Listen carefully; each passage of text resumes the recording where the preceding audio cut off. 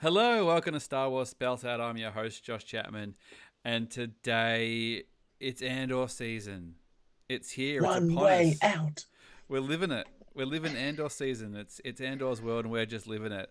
And we've got two special guests with. We're in three groups today. We've got person who went to Japan, person who's still in Japan, and person who didn't go to Japan at all and stayed home and watched everybody in Japan. So let's go This around. this little piggy watched all the mice go wee wee wee all the way home. So hello, Matt. We haven't obviously Catherine. I've seen a lot of you in the last couple of weeks.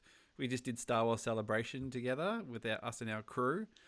And you're still You're still there. We'll get to you in a second. Hold on. Yeah, We'll get to you in a second. Before we get to you, hi Matt. How are you? I've got your Jar Jar pop, I mate. oh you do. It's not. Thank It you. made it through the flight. I can't guarantee it hasn't got a ding on the box, but nothing serious. So, That's all right. That's all right. and I got your hat Thank too. you. Thank you for bringing that piece of Japan home for me. Do you still have a beanie for me? Yes, I do. I've got Oh, a beanie for you, a beanie for Andy Campbell, and a beanie for my brother, and that was it. And that's exhausted 60 beanies this time around. many thank you, Joshua. No, I couldn't be there. Wished I was. Thanks for rubbing it in daily, and also not stopping when I asked you to. So anyway, Well, I I loved it. we had a I wonderful felt time. part of it. We'll see you in 2027. We'll get to that in a second. But hello, Catherine. Long time no see. yeah, 16 days. So, um, yes, still in Japan, not for that much longer, but yeah, the only way to get over the post-celebration blues is to go to Disneyland. That's right. That's the only way. That's right. That's right. And the pre-celebration hype was to go to Disneyland because we all went to Yep. Disneyland before celebration as well. Yes, well, we're in Tokyo. Yeah, that's right. So just a brief update. You have conquered Andor Star Tours. That is correct. Yes. So we went night before celebration. We ended up doing Star Tours 3 times and no Cassian. Mm-hmm. And I was trying not to cry, but I was quite, I was a little devastated, little devo. Um, but then I've come, after celebration and had a full day here, and first time had Kashyyyk. I was like, oh, cool, Kashyyyk. Got to tell everyone I got Kashyyyk. Bang, Cassian pops up. Cassian, Now I assume you Cassian spoke in pops up. Japanese as well. Yes, yes. so Uh, so that means that in LA 2027 you'll be like, well, we've got to go back to Disneyland and ride Star Tours so I can get the Cassian ride in English. yes. Is there a question? Mm, Yes. mm. Um, This isn't a post. I've met Diego Luna in person Yes, I think four we need to address times. the Diego Luna-sized elephant in the room. You are looking a picture of relaxation, you know, bucket list ticked, like I just feel there's a different Catherine Just, fulfilled. just a little context behind that was like, obviously you've been to Celebration with us, mate. We all work in pretty tight groups, mm, and we saw quite a lot of each other throughout the con. And Diego Day was the Sunday, and for a myriad of reasons, none of us could be with Catherine on the Sunday morning when she had her Cassian thing. So she was kind of out on her own. And we've been making jokes about, oh, haha, would it be funny if Catherine like fainted or whatever like that? And it was a bit like, well, she's out there on her own. She's sort of in the queue. The queuing got better by the third day. They kind of had it sussed, and but we're kind of going, oh, because I was with my kids and everybody had places to be. And I'm like, oh, wonder what time this is going to happen. We haven't really heard anything. Catherine's kind of going out Discord saying she's in a line, and then all of a sudden, this photo pops up on the Discord, and it's a beaming Catherine Kneen standing with Diego Luna. Everything's gone as well as it should, and Well, everything's gone. What's everything? well, as in everything's gone well. Oh, okay, Everything, gotcha. yes. like Everyone's standing and smiling. I hadn't, melted down. I hadn't fainted. I hadn't panicked attacked. I was able to keep standing. yes, then I had to censor myself. And in the meantime, I met a YouTuber who does Tokyo Disneyland that I follow. So I spoke to him and I had to show him my Diego photo. Um, yeah, I think I ran into random people and showed them my Diego photo. Um, then I had a photo with Diego and Alan Tudyk, and then I had to line up. This was a long queue for the autograph. That one was a long wait. Made longer when you're standing in the queue, going, okay, it's meant to start now, and Diego comes out on the live stage. It's like, well, he ain't going anywhere for as long as Andrew Yeah, Carboni, whatever his name is going to talk to him for. Anthony. Sorry. And the weird thing is that he was on there the day before as well. So I guess they were just. yeah, We won't get into Celebration too deep, but it had a few really big names, but it was a lot of focus on the few big names that were there. There wasn't a yeah, lot of way of spreading the load. Like Hayden particularly carried a lot on his back because there was only a few other big names to sort of, so it just meant that the autograph stuff was really long and there was a lot of pressure on that as well. So, but we won't we'll do a celebration wrap up thing. Do that on your own time. We're here to talk about Andor, which has come out. We're minus 1 days closer to Andor. Yeah, so obviously this is coming out a day after because we can't. Maybe we will. Maybe everybody will watch it in a row and we'll have time. We can do it the night of. But realistically, it's very tricky to watch all that Andor in a night and then get on a microphone and do all of that stuff. And just up front, before we go any further, you may not be hearing the voice of another person who's normally on here. Obviously, Turbo will be with us later as we go along. But Andy Bell, who is usually here doing the reviews and stuff, it wasn't very publicly known that he was very unwell. And sadly, we lost Andy a few weeks ago to cancer, which was devastating for all of us. And we miss him heaps. And when we're said and done, and when we finish this review stuff, we'll give it the time that it deserves. And we'll do a full episode really celebrating Andy and remembering all the fun things. And he would love to be here, and we would love to have him here. And we certainly didn't forget him at Celebration, and we won't forget him anytime soon. So if anybody who wasn't aware of that, who listens, who was wondering why he's not here, he won't be far of our memories, obviously. But we love Andy very much, and we miss him. But we go forward, and we go on to Andor Season 2. And Catherine and I actually saw Andor in the room. You saw it in the big room, Catherine, and I saw it on the streaming stage. And we did talk about whether what was the viewing experience like? I haven't asked you, what was the viewing experience like in the big room? Was it all right? Was there too many kids fidgeting? Was it? there was some people behind me sort of fiddling and fidgeting a little bit, but it wasn't too bad. It was pretty well behaved, and I have very strict etiquette about these things. But yeah, there was definitely the right amount, like people paying attention and reacting to the right things. I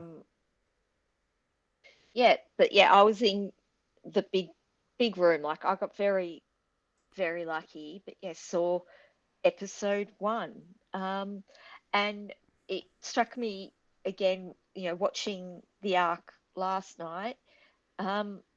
It. You probably this couldn't is going to show it. sound Weird. You You couldn't show it all there. You couldn't. I don't think Well, they could have done that. We'll get to that later. No, and also just the length. Yep. But also, it was kind of weird watching new Andor because I'm so familiar with Old Andor. season one that watching new Andor, I'm like, oh, I don't know this Andor. I don't know it. Andor? What's about to happen? This is weird. I've dissected this thing so much. Matt, have you done the episode run times for us, mate? I have. I love how we're not going to talk about celebration anymore. So, How was Andor a well, it celebration? related. It Uh, related. We didn't just talk about, searching for toys or something. So, Mate, I think it was 46 minutes the first episode and 7 minutes of credits. So I was a little bit. I jotted that down, and I saw that yesterday, like all the other non-Japanese people or Japan-going people. And no, it was just so exciting to have content that we've wanted for so long back on the screen. And I know, Catherine, you weren't too pleased about this 3 episode drop, but I did enjoy. I had to watch more after the second, and then when my wife fell asleep when we watched our second run, I was like, well, I haven't seen episode 3 yet, so you go to bed, and I'm gonna go fast forward to where I actually am. So yeah. Well, couldn't get we did a couldn't similar get. thing. I watched the 3. Well, I watched the 2 that I hadn't seen. And then last night, Kat wanted to watch it, and we watched 1 and 2. We haven't watched 3 again with Kat. Now, question is here, Catherine, and I haven't listened to any other podcasts. I haven't listened to any other reviews. No, neither have What I. what are we calling this arc? Is this the wedding arc? What are we calling it? Like, It's the Well, Mothma arc. is it the I, is it I, the I think because they've started with 4BBY. I wouldn't be surprised if the next lot start with the title 3BBY. is that just the So arc? I'm We're just just gonna call them the 4, 3, 2, 1. You must be some maths Yeah. teacher, Catherine. Well, the interesting was that Tony, which I didn't realize, and it was only what Gilroy said at the panel in preparation to watch the first episode, was that he said every arc takes place over 3 days in a row. So it's not like you get particular big jumps in time even within the year. It's all just a 3-day chunk of each year. So Yeah, they're tightly focused on a tight few days. But yeah, they're definite those jumps in time. Obviously, if we want to go think of a name of an arc, we've got to think of a theme, and sometimes you want to reflect on it a little bit. I mean, obviously some arcs jumped out, the names have jumped out immediately and sort of collectively, but this, in a way, the 4BBY, 3BBY, that sort of will we'll stick with it until there's a general yeah, consensus, and it feels. It, yeah. it's the Mothma arc. That's the general But I don't consensus. know that, because I think she's still got. It's not like she's coming and going, and It's not that she's finished her, but this was so centered around her. Not episode 1, no, but 2 and 3. I mean, look, they did. yeah. Oh, look, Cassian's arc was of less consequence. It was really, I thought it was to show where he's at now, Oh, and also to show what state the rebellion is in as well. yeah. You Which is say basically just a bunch of dipshits on a planet who can't get along. well, you say it's of less consequence, but it has shown his development. He, has recruited or, is reassuring Mia. Is that her name? I didn't read the credits. That she's doing the right thing. That it is worth it. It's showing that growth. Oh, that he's all in. That Yeah, he, he's committed. that He's all in. yeah. He's all in. But it also He's feels like it's just able. another day at the office as well. You know what I mean? Like, even when he gets captured, he's just like, here we go. Like, oh, don't worry, I'll find Yeah. a way out of this. This is just another thing, a bump in the road, in many bumps in the road. But it's that conversation with her that shows the growth for him to becoming the leader that he will be. But also then, okay, yes, he gets captured by, the proto rebels, as it were. But it's showing the state of the rebels, that there's no alliance. Yeah, as there's such, no which is what organization. There's no. Total Luthen. disarray. That's what Luthen wants. That they are separate cells. That Cassian passes the thing on to somebody else who doesn't know, who then passes it on to a third person, and Cassian doesn't know that third person. Yeah, they haven't. The people on the planet, who are helping Brasso and Bix and Wilmon, they know that Cassian works for someone, but they don't know who that someone is. I- So it's really showing the disjointed nature, Yeah. but also that planet that he was on being Yavin. So this is, and I think Gilroy in the behind the scenes hinted that we are going to see that little bit of Yavin throughout all of this, that Mhm. development of Yavin as the base. And oh my God, did I gasp? Yeah, that was a great show. I love. And the funny thing was, I just went, "Oh, of course it's yeah." You know, of course, like duh. Yeah, I yeah. Did you think it was funny, Mohl, that he was? I for some reason I just assumed that Cassian was. I don't know, with the rebellion. It was weird that he was still living with Brasso. Like he was just going back. Like he would just go back there and obviously work between jobs to keep up appearances. I assume because everybody knew who he was. Well, I think they were just, sort of hiding out, or the Ferric sort of refugee sort of thing that needed to lay low because the heat's just so on them after everything that happened there. Mm. But It was, I but there's was, a lady missing. The lady there was the lady who left with them at the end of season 1. She didn't show up. Don't know. don't know, Don't know what the happened. the Dark Lady. Yeah, I can't remember what Yeah. her name was. Catherine. Yeah, yeah. She No, was a I sister of not off Ferric's. the top of my head. She Yeah, might just be. daughter of She might have been Ferret. say drop me off somewhere else. Who knows? She's Yeah, like, thanks for the yeah. ride. I'm out of But here. but but also in a way showing that yes, Cassian is going back and living on the planet, but the rebellion is not the military organization that we see in Rogue One or A New Hope, No, where it has, uniforms and barracks and all of that. That it's just people living somewhere. They told. get a phone call, Yep. for lack of a better word, and then go into a job, and then they have to go back. They're not that military organization No, yet. and that's the point. You know, he shows up and he actually Cassian Yeah. literally knows the names of someone they're talking about, and he's just like, "Well, I can't tell you who my boss is," and they're like, "Well, if you didn't know how to fly that plane." So I don't think there's any point going blow by blow through this. I think we'll just talk since we know where it goes and it starts and ends in this arc. So I think we'll just stick to the stories as they weave through. Everybody's already seen it, rather than just kind of recapping every episode. I think we'll just sort of try to run through these themes and things, basically the intersection. So I mean, the Mothma arc was obviously very prevalent. We got a good look at Mon Mothma's home planet. Very swisho. I mean, obviously she's pretty high up the food chain, but yeah, not a bad little wedding planning stuff. And it's just it was funny just at the start when she's sort of like stressing out and she's like, oh, who invited this guy? My brain actually was like, oh, maybe that's Mendo who's going to turn up at the start. Maybe Krennic's going to turn, like maybe they'll boost the Imperials, but it was Luthen. Yeah. Yeah, well, that would be a surprise to see your rebellion contact turn up at your wedding Did you feel like he that you're was planning. like he kind of broke character quite a lot out in public? Like I know that they were kind of away from bits when he was talking to his number two, and he was just sort of like, oh, blah, blah. He's like, so what's going on? Like he dropped it a lot quick. Like he seemed to drop it a lot quicker.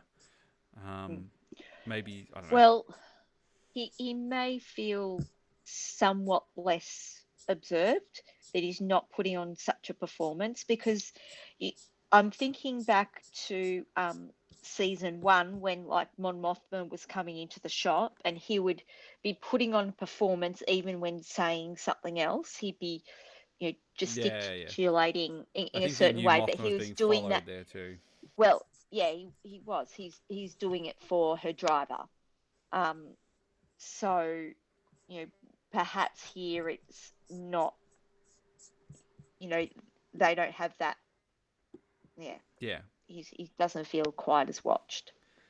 Yeah. So it's a who's who of the upper crusters of high society there. And High Galactic Society. yeah, so you name it, they've got it. They've got the lovely table dressing. As somebody who's supposed to be getting married at some stage, they're kind of going, oh yeah, they've got the flowers and they've got the lovely setting, and they've just got they got the floating disco ball that was going on. That was further along the thing, but the crust of the episode, I mean, along with the sort of the stressfulness of the wedding of things, is that the bloke who was there to help cover Mon Mothma's tracks is fraying around the edges, so shall we say? I'm not happy with the treatment the bankers are getting in this arc. Men I after your own switched heart. off as soon as he started getting a bad rap. Typical corporate bashing. But Yeah, Tay's in trouble, and he's not coming out looking very good, is he? No, he apparently got really smashed at the wedding too. They had to carry him out, and his wife's left him. He's made some bad investments. Yep. So he's ready. And now he's hitting up Mon. He's basically bribing her. But he's basically saying, "You got to get me some money back in my feet, or I'm going to start blabbing." Well, what did I do all this for? Like, everyone's happy except for me. And it's basically the rebellion is ruining. I've invested too much in whatever it is that the rebellions like to blow up. Oh, hello, new driver, whose name is Cinta. You're going to get me home safely. I'm absolutely positive. Yeah, well, it just shows that the hard decisions had to be made. Oh, we've just lost Mohl on the call, but anyway, he'll come back when he's ready. But look, it certainly was a masterful act of storytelling, really, wasn't it? And I mean, Genevieve O'Reilly was just the acting, the smile, the drop of the smile, the tension in her face, and the sort of the pushing through the pressure and the absolutely everything. Like, hey Mohl, are you moving a mouse around or something? No, why? Oh, this is weird sort of scratching noise going on in the background. I wasn't sure. I couldn't be bothered doing it on chat. I'm just going to call you out on the podcast. Now reprimanded. You know that you've done something wrong. You're not going to tell me. I'm on notice. Right there. There we go. I'm not going to edit that out, so everybody just knows that you've done wrong. But yeah, like, it's amazing to think Genevieve O'Reilly 20 plus years ago had a bit role that was cut, from Revenge of the Sith, and here she is being one of the most complex characters on television and such a brilliant actress. And yeah, she is Mon Mothma. She can wear a dress too. I'm not to say that's the start of her talents, but and have a boogie. Oh my God, the costumes! Like, this is such an expensive show. And it's look. so expensive. Oh my God! Just the even like the. I mean, we'll get to Cassian's adventure in a minute. We'll just we'll cut around, but the opening sequence around that. But just the production line, the costumes, the everything was just incredible. But they kind of they're in the wedding. There's pressures coming from everywhere. Her daughter's having second thoughts. The poor little other boy doesn't seem to be particularly interested in the whole thing. He might not actually even really like girls that much. I mean, that might have even been kind of hinted at as well, that it's not really his cup of tea. Well, it's kind of like she won't even hold her hand and, do all this sort of stuff. He's just sort of been pushed into it. Now, before I go any further, the dad, Dirtbag McLean, the gangster. Darvo Skolden. Australian? His accent got really thick in the second episode. He's Irish or something. Really? He sounded really Australian in one of the episodes. Maybe I have to go back and re-listen. Richard Delaney. I don't know whether... I mean, maybe it was purely what the character was doing, maybe not what the man was doing, but I was just getting these sort of slightly brash Australian accent pushing through, but I could be wrong. He is an English actor. Right. How dare I suggest from Kent. Otherwise. Oh, lovely part of the British Isles. Yes, so the wedding is kind of going. The wedding itself seems to be going all right. The flowers are lovely. The food looks good. Everyone's having a good time. They go through with it in the end, but I'd skip that hike. Oh yeah, the hike before the wedding sounds like a drag. And hiking in really fancy clothing. And a lot of layers as well. Jeez Louise. Well, I mean, you're the only one here who's married, Matt. Would you have gone for a bit of a hike, the day before your wedding? Certainly not. Definitely not. There'd be more snacks and more dinners than hikes. But I had a COVID wedding, so what would I know? Oh, did you really? 25 people. Oh wow, no invite. You I don't even know. I knew you before. you couldn't leave the state. You can't even leave your LGA, let alone the state. Yeah, any excuse, any excuse. So yeah, so that all sort of starts to go down, and Val turns up as well. And are they sisters or cousins? I think Cousins. I read an article and they said sisters, and I'm going, I don't think no, that's I think they're correct. sisters because she calls her Auntie Vel. Yeah, but during season 1, the driver says to Mon Mothma that your cousin is at the embassy. Right. And just because you call someone auntie, it's just easier. Yeah, we do that with our Yeah, kids like too. Yeah. yeah, I just yeah, know. but I literally read an article and they said it was her sister, and I'm going, did I miss something here? I didn't think that was the case. no. Okay, good to know. When in doubt, go to the source. You go to the experts on these things. So yes, basically, Mr. Banker is getting more sloshed and more desperate, and And no Punani either from Mon. yeah, he basically plays a move, and he doesn't. Although I gotta say, before we go back, douchebag husband, pretty nice speech in the end. Does a pretty good job. Kind of in his I kind of in I his thought element. Perrin was sort of in his the element. wedding has brought the best out of Perrin, Yeah. and a bit of the worst. Well, in all his, prickness, that they never suggested he didn't love his daughter or wasn't a good father. No. That he was just I think a he bit was of the a fun dick. dad who kind of let her do what she wants, and Mon Mothma had B to Yeah. B, you know. Yeah, yeah. But I thought he gave quite a nice speech, and like again, he's in his element. He's in high society with rich people schmoozing around and having a good time. So you could imagine he'd probably just be happy to do that. But yeah, so essentially, Mr. Banker Boy is getting more sloshed, getting more desperate, and what does he say? He basically says he's going to go to the gangster, or he's already been palling around with the gangster. No, he basically inferred that the gangster had a lot of traits that he appreciated and felt that he was too timid. I think he's sort of blackmailing her, saying, I should be more like Davos Golden and spend more time with him, and I know your secrets, so let's just have a meeting. Yeah, he's sort of saying that he'll follow that guy's investment strategies, but he's heavily hinting that he's losing money on his investments. And he said, rebel activity is not good for that, which is dropping the big hint that, he for sure knows what she's using the foundation for. Yep. So it's, going, you better bribe me. Yep. You are very, very bombs. rich. But, you are very, very rich. But she doesn't. But ultimately, he did. Luthen's just like, well, I'm not even going to take that risk. Like, she's like, I'll get a there's number. No number. Because I'll get a number. He's like, well, there's no number. Like, he'll just come back. He'll ask for more later as well. Like, there's no, it'll be a hole that we can never plug. Yeah. This is a problem that can go away with a well-timed family killer driving a fancy car. Your cousin's girlfriend is a best weapon. So Stone Cold herself turns up. We didn't. On cue, by the way, we need you to kill someone. Yep, no worries, I'll be there in a minute. Yeah. What about catching up with your girlfriend? Nah. Yeah. Not when there's killing to be done. We texted a few times today, but we didn't, really talk about anything. But I did just say, Cintra killed that family. Yeah. She's got the taste for blood. She's gonna.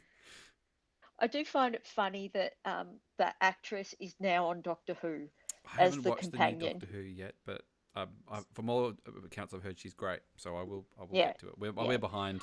We didn't watch any television in Japan. Like, I'm behind on everything, but we'll except Andor. Yeah. So Mon kind of accepts the reality of what's about to go down, really, and decides that, well, if you can't beat him, join him, and I'm gonna chug a few. I don't think she's joining them. I think she's just like, I'm going to enjoy myself and just forget that I'm an accessory to murdering of my best friend. Yeah, have a few cowboys I think she's shots or whatever. Trying. I think she's trying to forget about it, that it's just trying to let loose and trying to release all the emotions. Oh, absolutely. And I'm just like, yeah, I've just got to, try to, to, yeah, yeah, get into a situation where yeah. I don't have to think for 2 seconds, or I don't have to have the weight of the world on my shoulders, Mm. basically.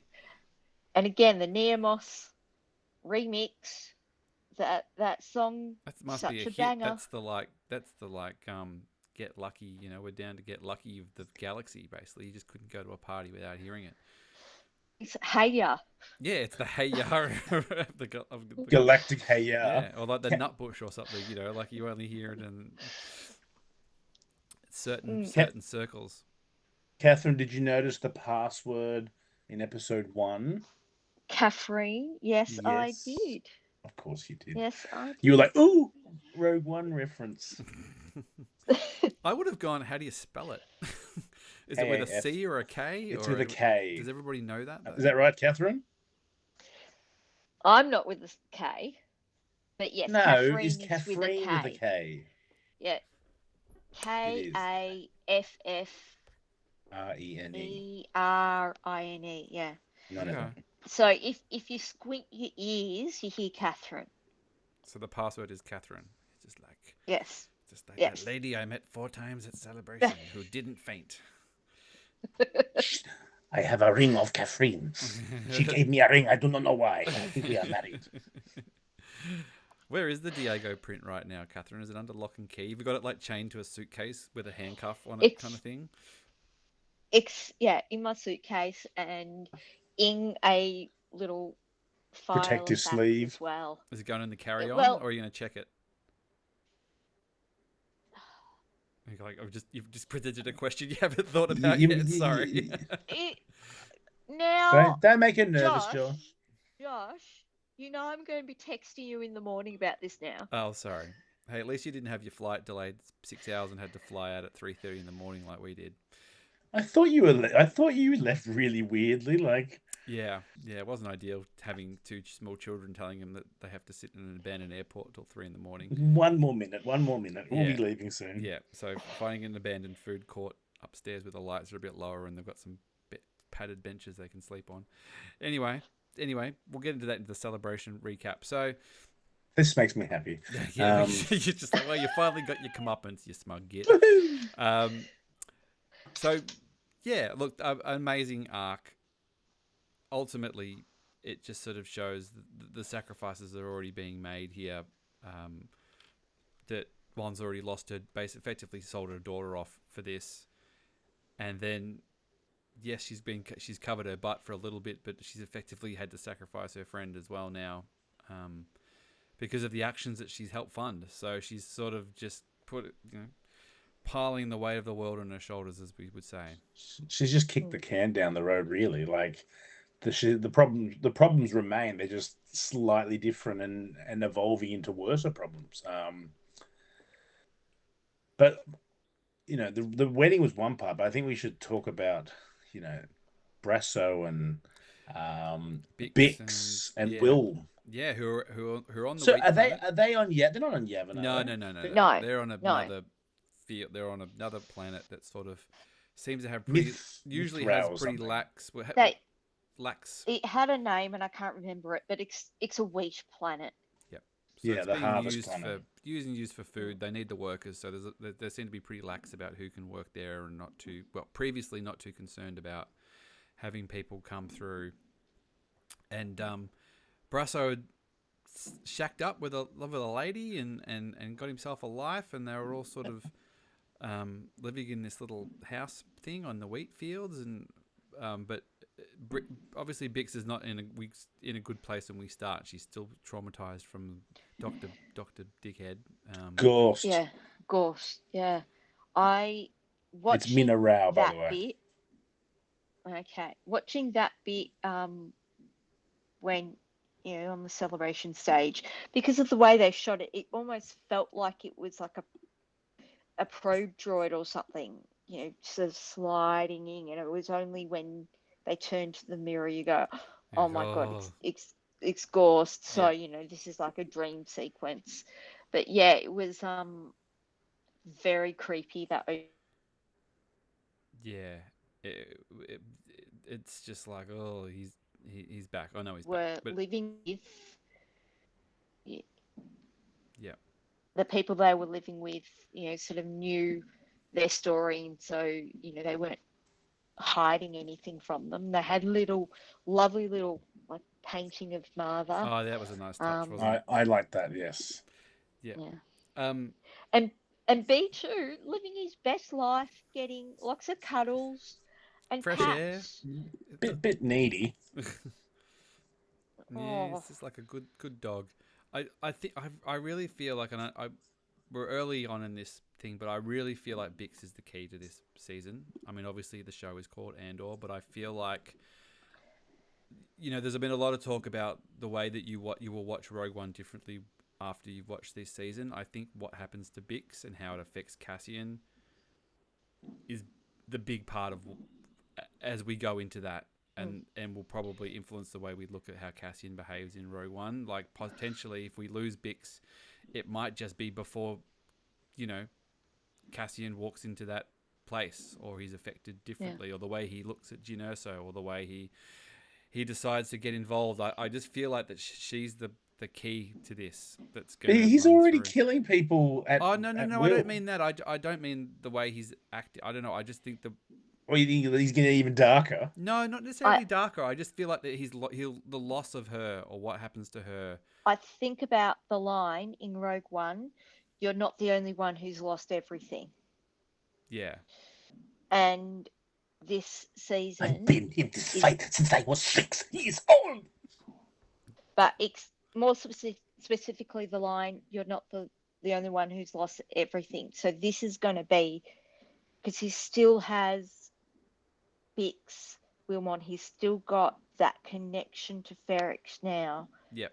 But he's going to be gone. Yeah. By the time of Rogue One, it's all going to be gone. Yeah.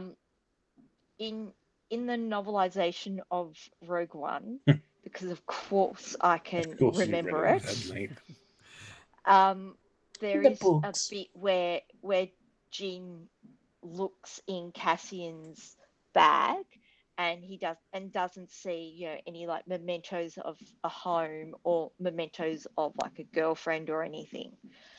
Yeah. So yeah, he sort of had to detach himself from those. Yeah. So I don't know. I just feel like she's quite crucial to this. And then it's just interesting because Brasso and her and Will are working. Like, they haven't joined the cause. They're out there working, and Cassian seems to come and go on a mission by mission basis. But we know in the trailers that we've seen Bix, that she's involved in stuff. So, and I feel like, given what she goes through in this arc, it's sort of the last straw, that she's just like, you know what, I'm not going to sit on. I thought I could escape to a quiet life and forget about this, but no, I'm going to hurt people now. I'm not going to sit back, and I'm going to get in there, and I'm going to take some heads.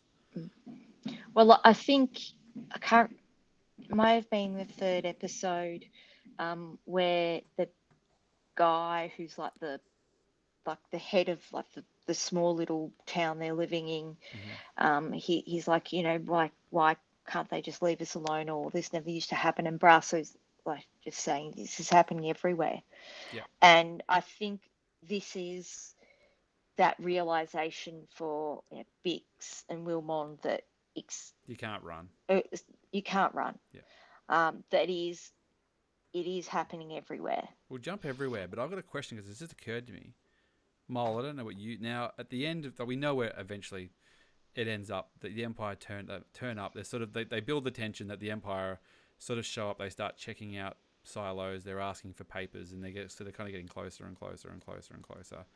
And they've got kind of like the local guy who's like, hey, look, I heard that there's some people down here. People who tried to run did this. And when Brasso actually gets captured, he like goes at that guy, and he's like, you sold us out, But do you think he actually said that to cover for him, to they wouldn't suspect that he was helping them? That was very weird, because I was like, I thought two things, because I didn't realize that it was his daughter that Will was sort of shacking up with, and the mum didn't like him. But he sort of gave him a look like, I'm going to fall on my sword here and protect you guys. Yeah. But it also was so believable that I wasn't sure if he actually did betray him or not. So Yeah. he did a very convincing job. Yeah. He was It really didn't good. seem to be Yeah. any evidence that it did that, but it did seem like a Brasso thing to be like, I'll say that I think that you've done it, even if it's not true, because then they won't go. They'll be, they won't think, they'll just assume that he thinks that there's no connection. And you would just sell us out, and they won't ask too many Yeah. questions. Yeah. It'll stop. Yeah, I completely believe that Brasso, yeah, just staged all of that to hide the connection, but also to protect that guy and his family from being interrogated, from then more information coming out. Yeah. So it's that stopping, anything more, that the Empire have no need now of going, oh, why did you hide them? It's like, well, no, he didn't hide them. He sold them out. sold them. Yeah. Yeah. He told us he sold them Yeah. out, and he's just like, yeah, Yeah. that's what they said. Like, Brasso being Brasso. Yeah, Brasso to the end. Yeah. I know we're jumping all over the place here, but we'll double back around because obviously we'll convene at we'll try to convene at the finale where it all sort of meets. We started at the end of the wedding. I know, but I know, but it's this is the thing with the 3 arc thing. You've got to treat it like if we were doing this episode by episode, we'd be like, oh my god, like, do you think this is happening? But this is the meat of being in the arc sandwich, so to speak. So we'll duck back to Cassian stealing the ship. He's on the planet. There's What kind of ship do you think that is? Is it like a TIE Advanced or something like that, or a TIE something? It's an interceptor. Yeah, but it's made out of something. It's very advanced, and it's very cool, and it might just be one of Thrawn's prototypes.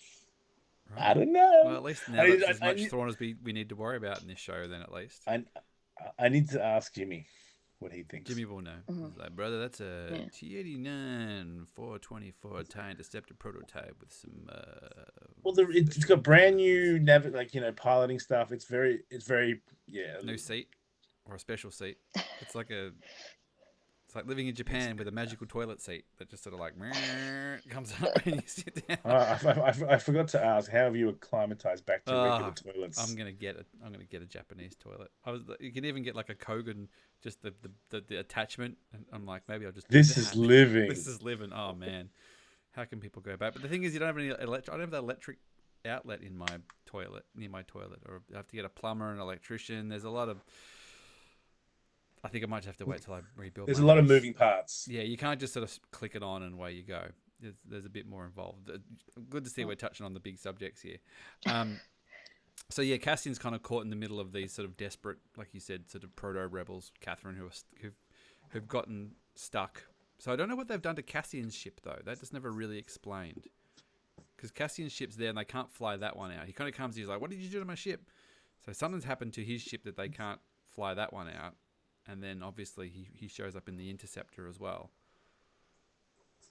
Yeah, like it's not clear at all what happened, because unless it was trying to take off and it crashed while it was doing it and they can't get it back up in the air again.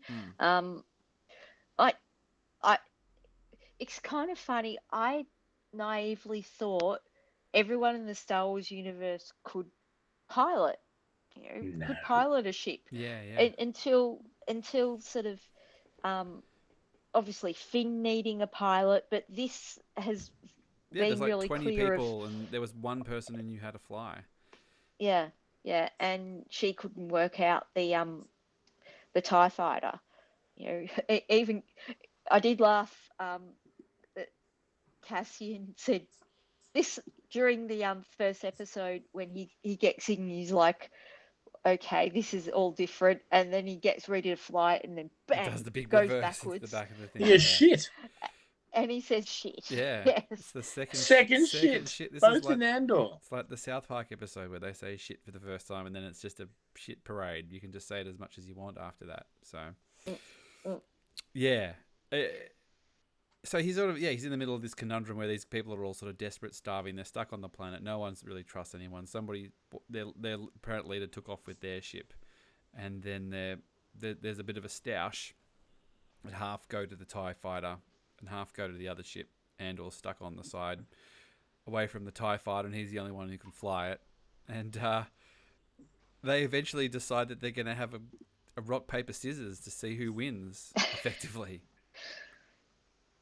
Yeah, yeah. So that's something to watch again of what the rock paper Good old scissors rock. Nothing equivalent. beats that.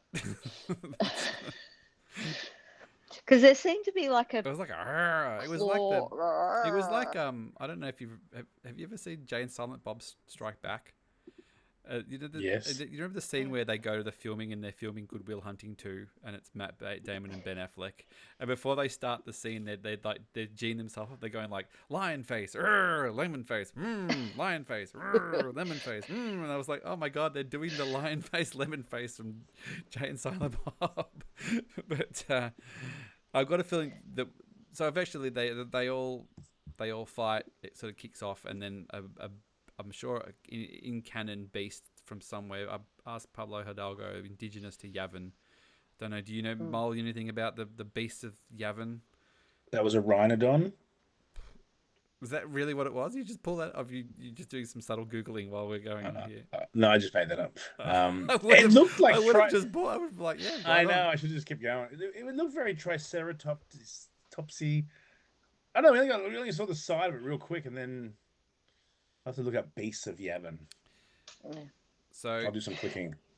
Very Jurassic Parky, like that section. Yeah, so it kind of it was sort of picking off people as it was going, and then when they were all sort of going through their little contest in the middle, it tore through the middle of them, and Cassian took the opportunity to get through, get back in the TIE fighter, and get the hell out of Dodge finally. But here we go. Indigenous to the fourth moon of Yavin, the tusked reptilian doodah is a territorial creature. What was that doodah? That's for people who don't know. In Australia, we use the word doodah for if you can't find the name of something off the top of your head. So if you're looking for a screwdriver, you're like, oh, chuck me the doodah over there. Like it's yeah. I'm not the only one. It's the same doodah. It's the same as a thingamajig. Or a what's it kind of thing, yeah. Yeah. A doodah. Do you reckon we'll see though? I got a feeling we're going to see these dipshits again. I think they make it off, or they finally figure out a way. A couple of them make it to the palace, and I think these disorganized morons. Yeah, I think we do a time jump, and a couple of them, probably the two sort of most prominent guys, are in the rebellion in one way or the other in a year's time. Those idiots can't organise a chook raffle. They should just perish. They'll have a Cassian come back and be like, all right, you dummies. And they'll come back and like, this is Captain Cassian Andor of the Rebel Alliance. They're all like, hi. Sorry about trying to shoot you last time. Can we move on to the boardroom? Let's move on to the boardroom. We haven't even touched on the boardroom. My goodness. So the planetary massacre. The corporate retreat. Again, Mohl, this must be up your alley, corporate retreats and the like. Yes, I did feel at home in the boardroom. We're about to talk about the economies of scale of either mining the planet or just exterminating the people. That was just very callously desensitized from these. Just do it whatever way is best. And so yeah, we get director Krennic Mendo back straight away into it. He's here front and center, and the thing is, we know from the trailers that's not the last we'll see of him as well. So it's not just a little 5-minute pop in as we sort of thought. Maybe we wondered what he was involved would be. Catherine, it looks like he's front and center. Yeah, from episode 1, so that was a surprise, and the Gorman tourist information video. Oh yeah, I was like, what's going on here? What is this? It wasn't jarring, is probably not the right word, but it was a bit. Oh, okay, this feels a bit odd, but yeah, it's sort of funny. This, and that was the Department of Enlightenment. Those muckrakers, those blokes those sort of sleazy looking blokes who are going, we planted that story and we did this and yeah, the advertisers. And they did the name check unlimited power, Mohl. Oh, yes. That was a good little Star Wars reference. But I mean, this this Gorman people, they were front and center last season, weren't they, Catherine? Like, I Mon wouldn't Mothma. say front and Well, no, center, no, but the yeah, agenda Monmouth. of the Mon Mothma was very triggered by what was happening on Gorman and the Yeah, well, and yeah. later So on. they came up a Mm, number of times, but just sort of in bits of dialogue. And mm, when she was addressing the Senate, it was about the Gormans. So it wasn't something that, there was major conversations about. It was just something that would come up. Like when she was having the dinner party, she was like, oh, these people against me, you tell that to the Gormans, and then mm. things like that. So it is, again, coming up. So, you know, Tony Gilroy has asked Pablo Hidalgo the right questions, and they've Oh threaded yeah. this through Mm. the whole thing. And now I know about the spiders and those threads. Pun intended. Yeah. Um, Yep. well, it But I does. It mean, does feel like it's almost like another type of Alderaan, of a sort of a fiercely independent, well-known planet that's sort of, because of its influences, managed to resist the Empire for quite a while and is now going to pretty much be made an example out of. well, I mean, Yeah. it's going to play a big role later. I mean, you know, everything that happened on Gorman was the reason, becomes the reason why Mon Mothma officially cuts ties with the Empire or Yep. the Senate and everything. So Gilroy definitely, he's been breadcrumbing, and he's, You don't miss. he's just been planning from the start, and he's like, right, I know where I'm starting, I know where I'm ending, and I've got an end date with Rogue One as well. So like he's literally just filling in the gaps perfectly, And which is odd for Star Wars. And who is he? Who is he? He's just brought in Deidre to he had her sitting on the table, a bit kind of like, what am I doing here? And then was like, hearing all these ideas and things, and he's basically like, you already, before we finish talking, you know what you're gonna do. You know what to do in this. And you knew what we were doing wasn't right. Just tell me. And she gave him the answer, and then he was impressed that, yeah, that is probably the way to do it. Rile them up and get them to do something stupid, and then retaliate. Or, have people in there who are pretending to be rebels to do things so they can then crack down with permission and do all of that. It's God, like, absolute, like, as she was saying in the panel, she's an absolute fascist, but she's smart. She's Like, ruthlessly efficient. It's just amazing, like watching that panel. And I know you were in the room, Catherine, and obviously she was in the room when we were at the panel in London as well. But she's actually a really beautiful woman, and she's got a beautiful smile, and she was really excited to be there. But she manages to just do this thing with Deidre where she just looks like she's always smelling a turd in the room. You know what I mean? Like, she just does something with her face that just makes her seem so like... It's that facial tick thing she does, yeah. Where it's just and like that lip quiver. This look of sort of disgust with everything that's going on in the world. Although, and I hate to say it, her taste in men? Cyril lights her world. And it's a funny... I was like, what's going on here? Like, it actually feels like... But it feels like like they really... care about they look each so other. happy, and she looks like ISB agent by day, Stepford wife by night, and then they're like, "Oh, we can't do this," and then it's like, "Oh my god, the mum is here!" It was amazing. This is just that. and then God. she's gonna go toe to toe with the mum. The mum is just unbelievable. She is fantastic. She just, like, the actor is, she's just great, and Cyril is just doing his best to just hold his tongue. And then he just goes out of the room and lies on his bed. Has an anxiety nap on the bed. Oh, I'm done. And then Deirdre she's just like, hey, let me tell you how it's gonna be, Mum. You get to see. I'll make sure he visits twice a month and calls, but you gotta shut the F up, or I'm gonna throw Uncle Harlow to the wolves. Yeah, she just completely rewrote She just wait. I think she 40 was. years of abuse. Yeah, Just said, she was right, just waiting. it ends She was now. like, I gotta see. Let me suss this woman out. All right, I know exactly what. Like, I've done my research. I know exactly where to hurt, where to pinch. But I'm gonna see for myself where I need to do this. And again, I look. I know that they're bad people, and I know that, but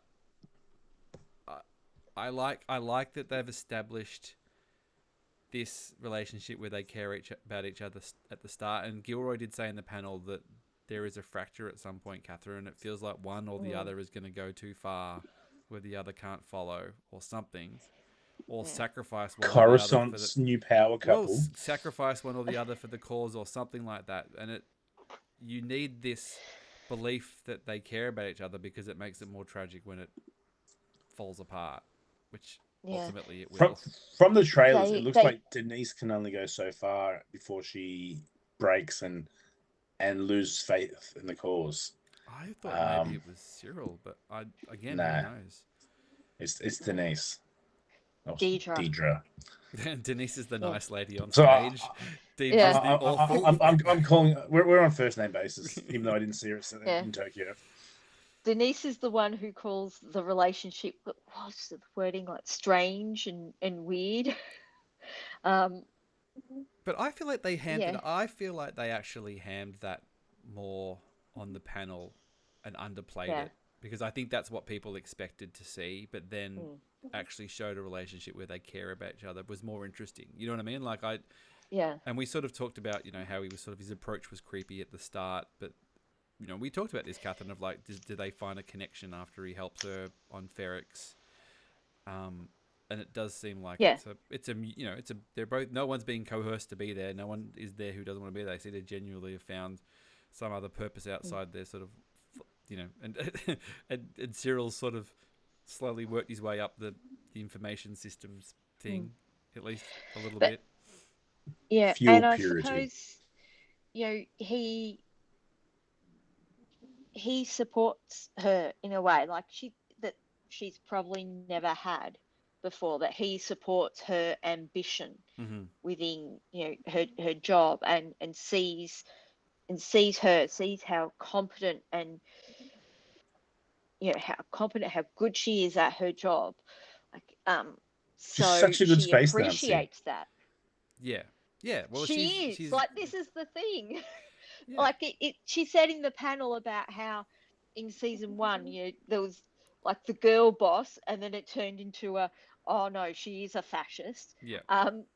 And she is very competent at her job. That's why in season 1 we saw Pendergast sort of trusting her with access, and in this arc we see that yes, there was failure at Ferrix, but she's been able to recover. And Pendergast is like, when in assigning her this role, is like, this is a good role. We'll take access off your plate, but you haven't completely fallen. Yeah. And even Krennic was saying you recovered from Ferrix, so that shows you've got to have some skills. And again, her suggestions for what to do with the Gormans, I think they seem pretty Krennic was like, that is probably the best way to go. Yeah. So we sort of see where that ends up, really, but it's just fascinating. Well, there's the thing is, like, we jump ahead a year, like, do we just pick up and it's still domestic bliss over there, or the crack's starting to show, or who I feels like you need to see the consequences of what happens, within the next arc. I don't think they'll just be like, not together with no explanation as well. So that's the thing of jumping a year, that you've got to see where they're at. So it all sort of culminates back on the wheat planet. The Empire turn up, they start poking around. They've realised they haven't got much time. They've got to get out of here. And, of course, Will's gone and chased his girlfriend, Mohl. He's not there. He's racked off. Go play kissies in the field. And left his bike out the front. What a goose. What a goose. Well, they did say they were going in the evening in his defence. But, yeah, you'd feel like he probably wouldn't go anywhere in that time. But, anyway, these things happen. But, so there is the creepy Imperial officer who takes a shine to Bix in the earlier episodes and gives off some very, very bad vibes that, go to the place that you think is the worst thing is going to happen, and it sort of goes there, which is quite confronting, especially for Star Wars, and it's a lot. It's never comfortable viewing and stuff. I think in the case of the Bix's arc, we were sort of talking about her being pushed to the edge of realizing she's had enough. Leave her alone. Well, it feels like she'd already suffered enough, but I think she looked like she's just trying to put that behind her and sort of just get on with her life. And as I said before, I think this is the thing that basically pushes her to be like, I'm not going to stand on the sidelines. I'm gonna hurt some people. I'm gonna tell me what to do. Tell me where to be, Cassian. I want to be on these missions. I want to be by your side doing this. Yeah, but again, that the Imperials coming in and with that officer taking, what he or wanting to take, just doing whatever they feel they can do. He thinks he's entitled to it. Yeah, he thinks. Yeah, I've seen the balance of power means he can do anything. Yeah, basically, it was. And he got a good couple of wrenches to the head, which was very satisfying. Did he die on his own accord at the end? He hits the ship on the way out. So it doesn't look like she's done anything wrong. He's just bumped his head and then died. But yeah, I don't think in the Imperial Court of Law she'd probably have much of a chance on that one. I don't think her case, unless Dennis Denuto's in charge, no, she's in trouble. So I've seen that actor before somewhere as well too. He as creepy as he was, he walked that line. He made you feel very uncomfortable. But it was very. I mean, the acting in the show is unbelievable, really. But it was it was confronting for Star Wars especially as well. And you never thought you'd hear certain things uttered in Star Wars, really. But could you have pared it back and had the same impact? Possibly. I don't think you will want it to go any further than that, but I mean, you could have inferred things were going to happen, but it was. You can infer things, but in some ways, you've got to confront it. You've got to be truthful in some ways, and not obfuscate it at all, so that there's no escape clause, there's no argument, there's no, maybe Cinta didn't kill that family because we didn't see it. Yeah. Maybe she overreacted, blah, blah, blah. Yeah. It's no, it was going to happen. And I feel like that's something that the actor herself would have been very involved with as well, of like, I want to, this is what I think should happen. And I don't think that she would agree to it if she didn't feel comfortable as well. And I think Tony Gilroy is using Star Wars to say a lot, and he is not shying away from saying it, and he's saying we shouldn't shy away from saying it, that this is what happens to women all around the world today. Not just women. It does happen to everyone. That it is a abuse of power, and that Tony Gilroy he's saying it. And yes, it is very confronting for Star Wars. Yep. But this is science fiction has always been used to tell stories of today. Yeah. Of what we need to learn. And well, we know that there's a thing that's coming up called the Gorman Massacre, which doesn't sound great. And it'll be interesting to see if people kind of like, oh yeah, well that bit where the massacre happened, if that was more uncomfortable for, you know what I mean? Like it's that thing where it's just like, well, we watched the Gorman Massacre and that was, well, they really copped it, and then you move on with your life. So she gets there. Cassian does turn up in time. He relays the messages through. He finds out that they're in trouble, he manages to get. It's kind of weird because he looks like he's stuck in the ship and he can't go anywhere. But then he manages to get the ship going. Or is it more that he didn't have a destination rather than he couldn't get the ship to go? Because he kind of pulls out of hyperspace. He's doing the call. He's kind of like asking about the weather report and things. So I think it was more he didn't know where to go, because it wasn't his job to drop the TIE fighter off originally, was it? So No. Yeah, he was just he stole it, and then he it was was the supposed to next hand link it in the over. chain. Yep. Yeah. So then he finds out that the Imperials have turned up. He shows up, and you get that amazing sequence of him sort of flying above the fields, Mohl mowing down some fools. That was very good. He's sort of become one with the ship now. He's sort of in touch with the weapons and the targeting, and he just mows down without even hesitation. Oh, look, there's some Imperials. Bang, gone. It's like straight for the carrier and just like. And then Brasso. Oh my god. So poor Brasso doesn't make it out. No. Which is. God. It feels like an inevitability, but it doesn't make it any easier. No. No. It does. Why did it have to be Brasso? He was my favorite. Brasso with a beard. It's really. It's another because connection he's one of the to his people home that he's lost as well. Yeah. So you were talking before, Catherine, about him losing, lost his mother, and now he's lost his best mate. And does he lose his girlfriend? And does he become a man without a place anymore? And it's that thing of, okay, after the events of Rogue One, who is there to remember Cassian Andor? Yep. Who is there to make that brick that says Andor that's somewhere? Yep.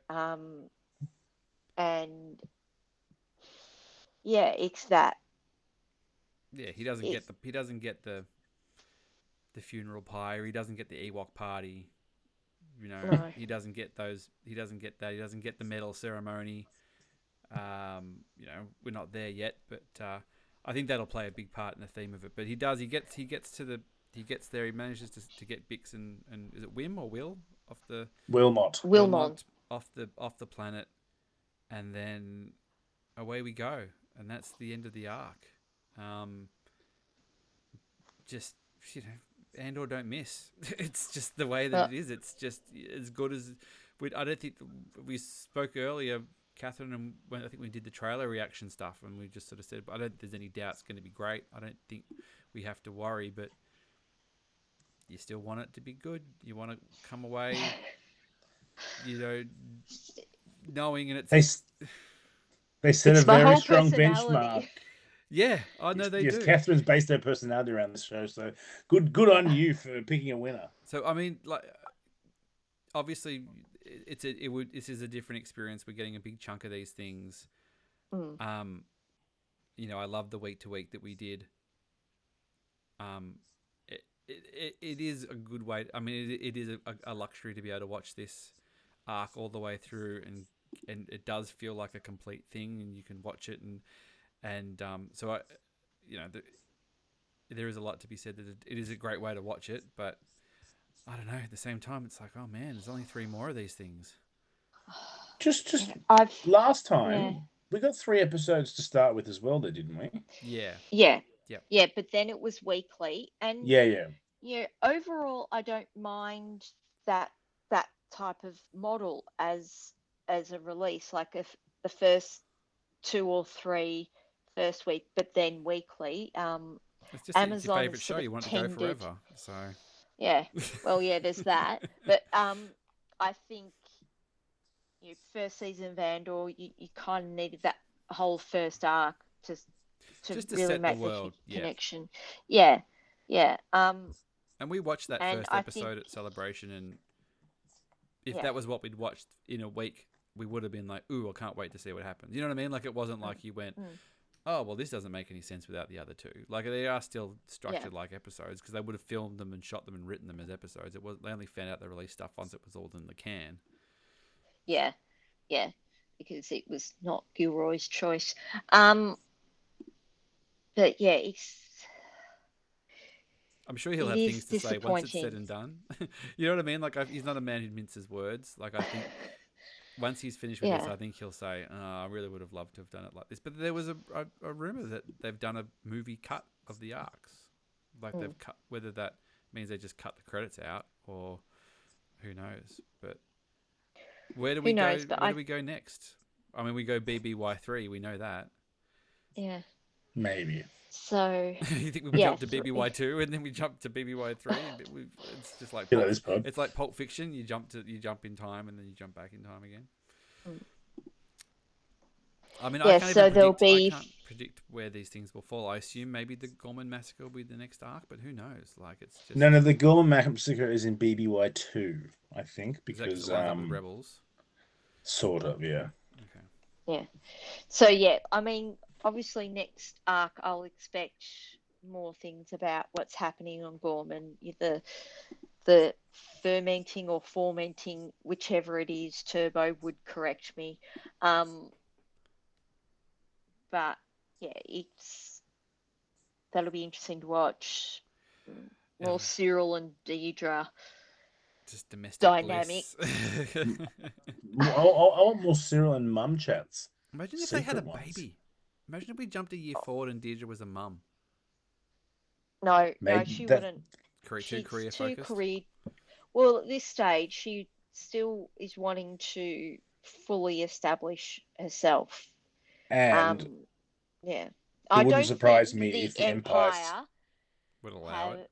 They'd sterilize them, like the Russians in the Red Room in Marvel and stuff. So it's sort of they have their killers unable to have babies. You were going to talk about an actual historical thing. Then you're like, oh, the Russians in Marvel. And I was just like, oh, okay. I was like, man, he really knows. They sterilize their killers so that they have no. Yeah, kids but she's not an assassin. She's not an assassin. She's an ISB agent. She's worse. She can murder a whole planet. Yeah, but if you've also got something to live, like if you've got something to lose, Cyril's not something to live for. No, but like if she's got a family, they've also got leverage as well to get her to keep doing the job. I doubt there's family leave.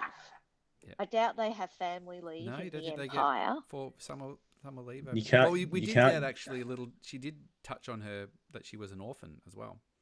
Yeah. She was in Imperial Kinder, and she actually used like Kinder, which is an Australian term. She's just like.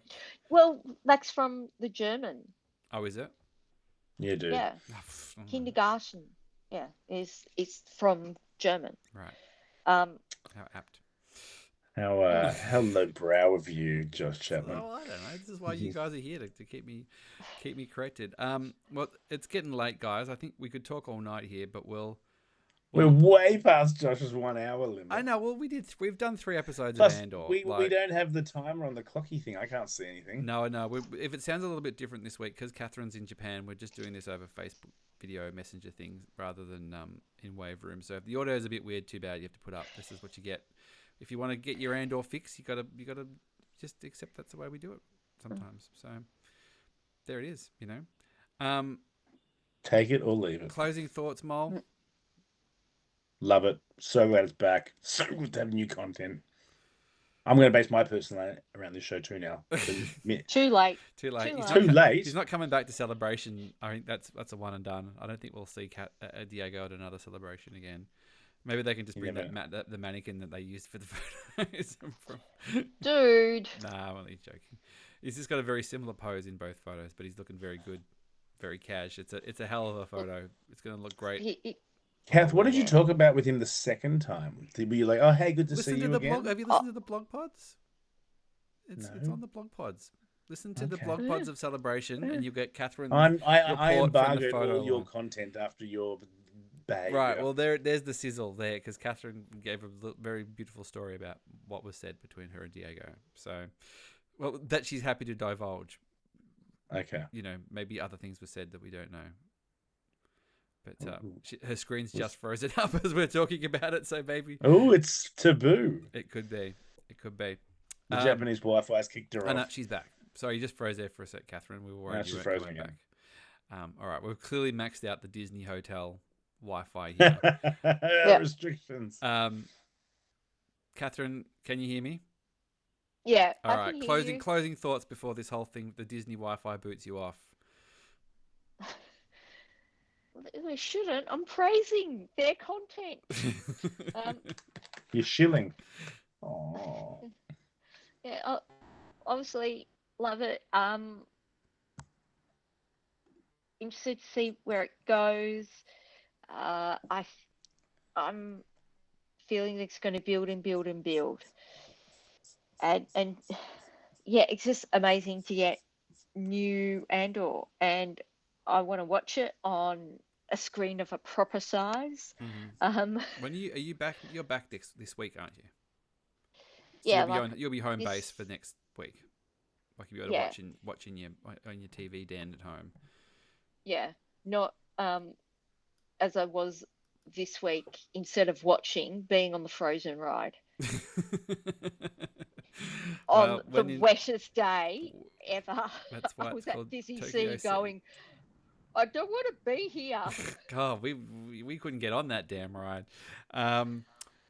Well, awesome guys. Thank you for doing this. Thank you for everybody for listening. We'll have at least these two guys back next week. Likely to be the same time. If anything changes and we drop early, we drop early. If anything happens, we drop late, we drop late. That's the way it is. But we got to give it the time and the respect that it It's deserves. an effort to get 3 episodes in less than 24. It's hard. Yeah, bloody hard. Absolutely. Like I had to cancel work. I moved meetings. Oh dear. Sorry, I'm not free at 11 o'clock on Wednesday. Oh, why not? I've got a meet and greet with a guy called Cassian. Yeah. No more questions. All right. Thank you very much, guys. Thank you, Josh. Thanks, Mr. Chapman. We'll see you next time. Bye. Bye. Bye.